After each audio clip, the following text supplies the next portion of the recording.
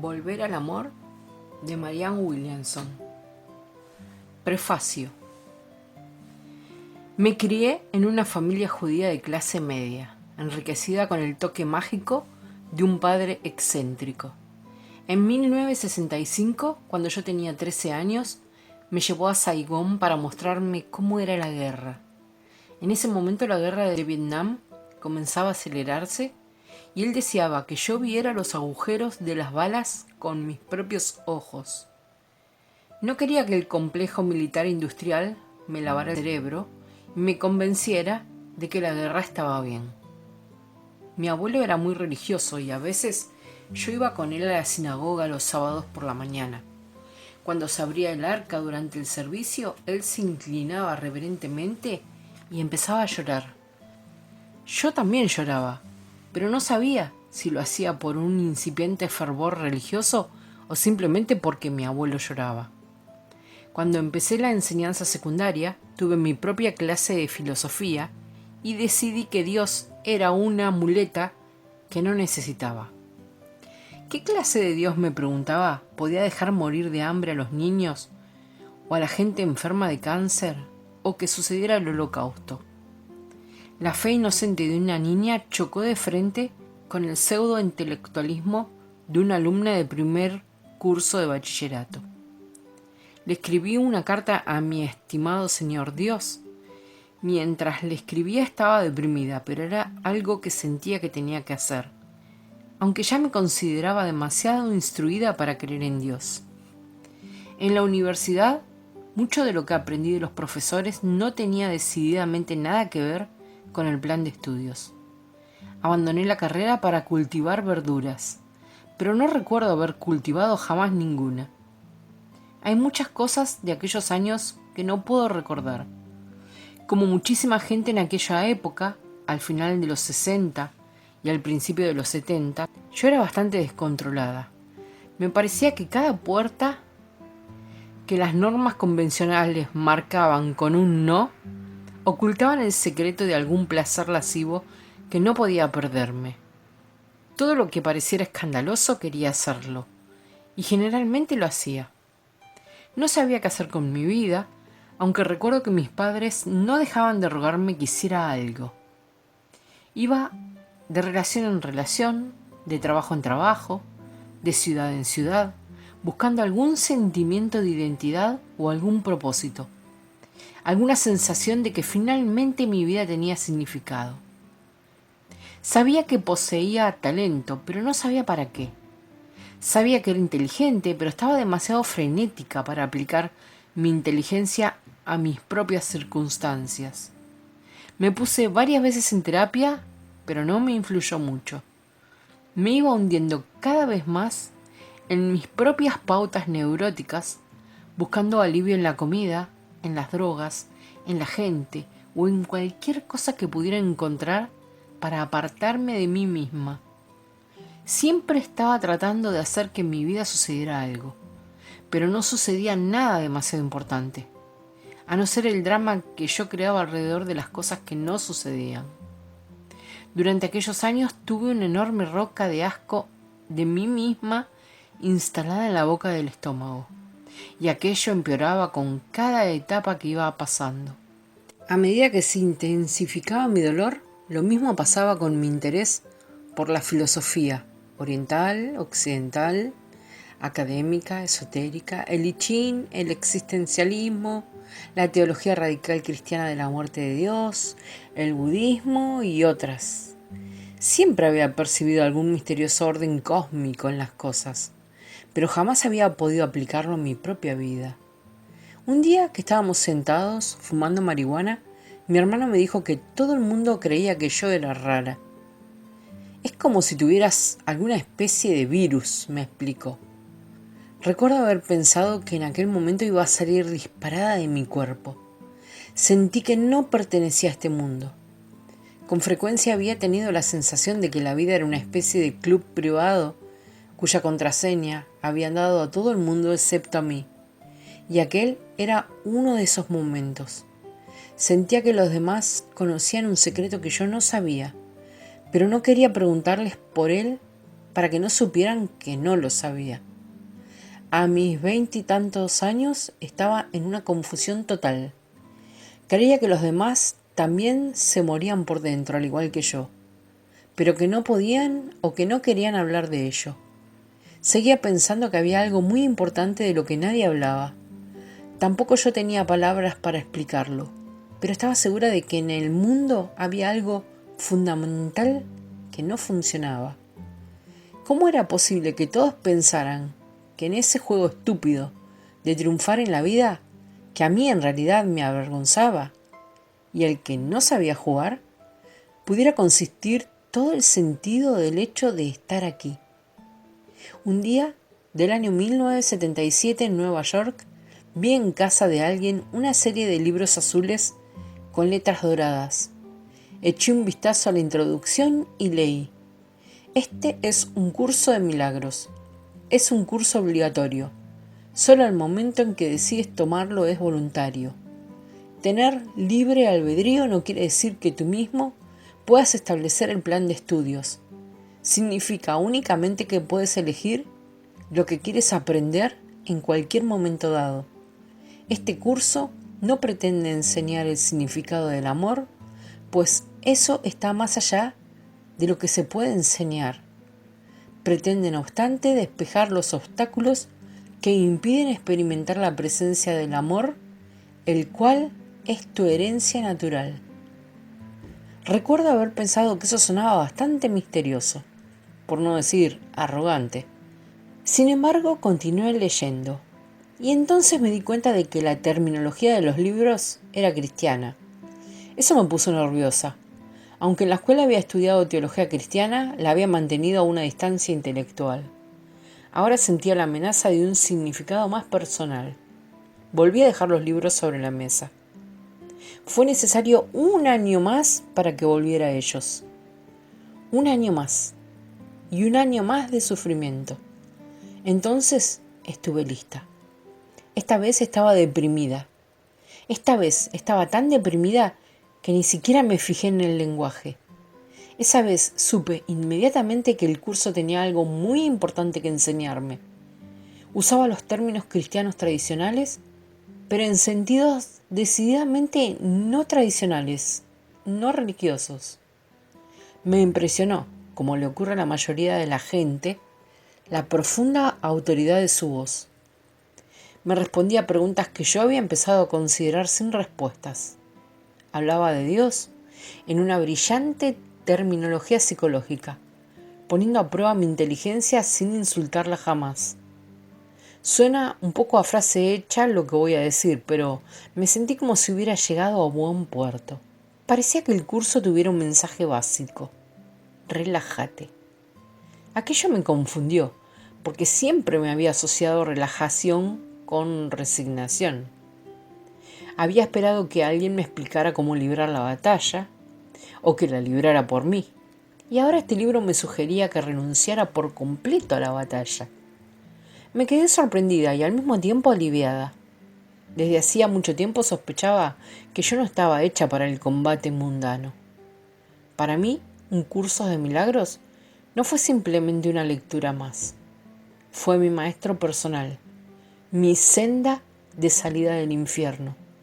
Cuando empecé a leerlo y a hacer los ejercicios que proponía, sentí casi inmediatamente que dentro de mí se producían cambios positivos. Me sentía feliz. Sentía que empezaba a calmarme. Comencé a entenderme a mí misma, a tener algún atisbo de por qué mis relaciones habían sido tan dolorosas, por qué nunca podía continuar con nada, por qué aborrecía mi cuerpo. Y lo más importante, comencé a tener cierta sensación de que podría cambiar. Al estudiar el curso, se desataron en mi interior enormes cantidades de energía y esperanza, de una energía que día tras día se ido volviendo más y más autodestructiva. El curso, distribuido en 3 libros, es un programa autodidáctico de psicoterapia espiritual y no pretende tener el monopolio de Dios. Habla de temas espirituales universales. No hay más que una única verdad, expresada de diferentes maneras, y el curso solo es una de las muchas sendas que conducen a la verdad. Sin embargo, si es la tuya, lo sabrás. Para mí fue una experiencia decisiva, intelectual, emocional y psicológicamente. Me liberó de un terrible dolor emocional. Yo deseaba aquella conciencia de la presencia del amor, de la que me había hablado. Y durante los 5 años siguientes me dediqué apasionadamente a estudiar el curso. En 1983 empecé a compartir lo que interpretaba de mis lecturas del curso con un pequeño grupo de personas en Los Ángeles. El grupo empezó a crecer. Desde entonces, el auditorio de mis conferencias ha ido en aumento, tanto en los Estados Unidos como en el extranjero. He tenido la oportunidad de constatar la importancia que tiene este material para personas del mundo entero. Volver al amor se basa en lo que he aprendido en un curso de milagros. En este libro hablo de algunos de sus principios básicos tal como yo los entiendo y los relaciono con los problemas con que nos solemos encontrar todos en nuestra vida cotidiana. Volver al amor se refiere a la práctica del amor como fuerza y no como debilidad, como cotidiana respuesta a las dificultades que afrontamos. ¿De qué manera puede ser el amor una solución práctica? Este libro está concebido para que constituya una guía de la milagrosa aplicación del amor como un bálsamo para todas las heridas, ya sea que nuestro dolor psíquico se dé en el ámbito de las relaciones, de la salud, del trabajo o en cualquier otro dominio. El amor es una fuerza poderosa, la curación, la respuesta. Los norteamericanos no nos lucimos mucho en filosofía, pero sí en acción, una vez que entendemos la razón para actuar. A medida que empecemos a comprender con mayor profundidad por qué el amor es un elemento tan necesario para sanar el mundo, se producirá un cambio interior y exterior en la forma en que vivimos. Ruego para que este libro pueda ayudar a alguien. Lo he escrito con el corazón abierto y espero que lo lean con la mente abierta. Marianne Williamson, Los Ángeles, California. Introducción. Cuando nacimos, estábamos perfectamente programados. Teníamos una tendencia natural a concentrarnos en el amor. Nuestra imaginación era creativa y floreciente, y sabíamos usarla. Estábamos conectados con un mundo mucho más rico que el mundo con que ahora nos conectamos. Un mundo lleno de hechizo y de sentimiento de lo milagroso. ¿Qué nos pasó entonces? ¿Por qué cuando llegamos a cierta edad y miramos a nuestro alrededor, el hechizo había desaparecido? Porque nos enseñaron a concentrarnos en otras cosas. Nos enseñaron a pensar en forma antinatural. Nos enseñaron una pésima filosofía, una manera de mirar el mundo que está en contradicción con lo que somos. Nos enseñaron a pensar en la competición, la lucha, la enfermedad, los recursos finitos, la limitación, la maldad, la culpa, la muerte, la escasez y la pérdida. Y como empezamos a pensar en estas cosas, empezamos a conocerlas. Nos enseñaron que sacar buenas notas, ser buenos, tener dinero y hacerlo todo como es debido son cosas más importantes que el amor. Nos enseñaron que estamos separados de los demás, que tenemos que competir para salir adelante, que tal como somos, no valemos lo suficiente. Nos enseñaron a ver el mundo tal como lo veían ellos. Es como si inmediatamente después de haber llegado aquí, nos hubieran dado una píldora para dormir. El pensamiento del mundo, que no se basa en el amor, empezó a retumbarnos en los oídos en el mismo momento en que desembarcamos en esta costa. El amor es aquello con lo que nacimos. El miedo es lo que hemos aprendido aquí. El viaje espiritual es la renuncia al miedo y la nueva aceptación del amor en nuestro corazón. El amor es el hecho existencial, esencial. Es nuestra realidad última y nuestro propósito sobre la tierra. Tener plena conciencia de él, tener la vivencia del amor en nosotros y en los demás es el sentido de la vida. El sentido, el significado, no está en las cosas, está en nosotros. Cuando asignamos valor a cosas que no son amor, el dinero, el coche, la casa, el prestigio, damos amor a algo que no nos lo puede devolver. Buscamos significado en lo que no lo tiene. El dinero en sí mismo no significa nada. Las cosas materiales en sí mismas no significan nada. No es que sean malas, es que no son nada. Hemos venido aquí para crear junto con Dios, extendiendo el amor. Una vida que se pasa pendiente de cualquier otro propósito no tiene sentido. Es contraria a nuestra naturaleza y finalmente nos hace sufrir. Es como si hubiéramos estado perdidos en un oscuro universo paralelo donde se ama más a las cosas que a las personas. Sobrevaloramos lo que percibimos con nuestros sentidos físicos y subvaloramos lo que en nuestro corazón sabemos que es verdad. Al amor no se le ve con los ojos ni se le oye con los oídos. Los sentidos físicos no pueden percibirlo. Se lo perciben mediante otra clase de visión. Los metafísicos la llaman el tercer ojo. Los cristianos esotéricos dicen que es la visión del Espíritu Santo. Y para otros es el yo superior. Independientemente del nombre que se le dé, el amor exige una visión diferente de aquella a la que estamos acostumbrados. Una forma diferente de conocer, de pensar. El amor es el conocimiento intuitivo de nuestro corazón. Es un mundo trascendente que secretamente anhelamos todos. Un antiguo recuerdo de este amor nos persigue continuamente, pidiéndonos por señas que regresemos. El amor no es material, es energía. Es el sentimiento que hay en una habitación, en una situación, en una persona. El dinero no puede comprarlo. El contacto sexual no lo garantiza. No tiene absolutamente nada que ver con el mundo físico. Pero a pesar de ello puede expresarse. La experiencia que de él tenemos es la de la bondad, la entrega, el perdón, la compasión, la paz, el júbilo, la aceptación, la negativa a juzgar, la unión y la intimidad.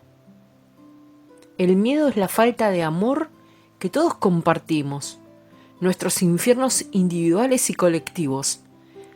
Es un mundo que sentimos que nos presiona desde adentro y desde afuera, dando constantemente falso testimonio de la insensatez del amor. El miedo se expresa bajo diferentes formas: cólera, malos tratos, enfermedad, dolor, codicia, adicción, egoísmo, obsesión, corrupción, violencia y guerra. El amor está dentro de nosotros, es indestructible. Solo se lo puede ocultar. El mundo que conocíamos de niños sigue aún sepultado en nuestra mente. Una vez leí un libro delicioso, El misterio de Avalon. Las nieblas de Avalon son una alusión mítica a las leyendas del rey Arturo. Avalon es una isla mágica que permanece oculta tras unas tupidas e impenetrables nieblas. A menos que se desvanezcan, no hay manera de que un barco se abra paso hasta la isla, y solo se desvanecen cuando uno cree que la isla está allí. Avalon simboliza un mundo que está más allá del mundo que percibimos con los sentidos físicos. Representa un sentimiento milagroso de las cosas, el ámbito encantado que conocíamos de niños. Nuestro yo infantil es el nivel más profundo de nuestro ser. Es aquel o aquella que realmente somos y lo que es real no desaparece. La verdad no deja de serlo simplemente porque no estemos mirándola. El amor solo puede quedar oculto tras las nubes o las nieblas mentales. Avalon es el mundo que conocíamos cuando todavía estábamos conectados con nuestra ternura, nuestra inocencia, nuestro espíritu. En realidad es el mismo mundo que vemos ahora, pero configurado por el amor, interpretado con ternura, fe y esperanza, y con un sentimiento de admiración y de asombro. Es fácil de recuperar, porque la percepción es una opción. Las nieblas se desvanecen cuando creemos que detrás de ellas está Avalon. Y en eso consiste un milagro, en la desaparición de las nieblas, en un cambio de percepción, en un retorno al amor.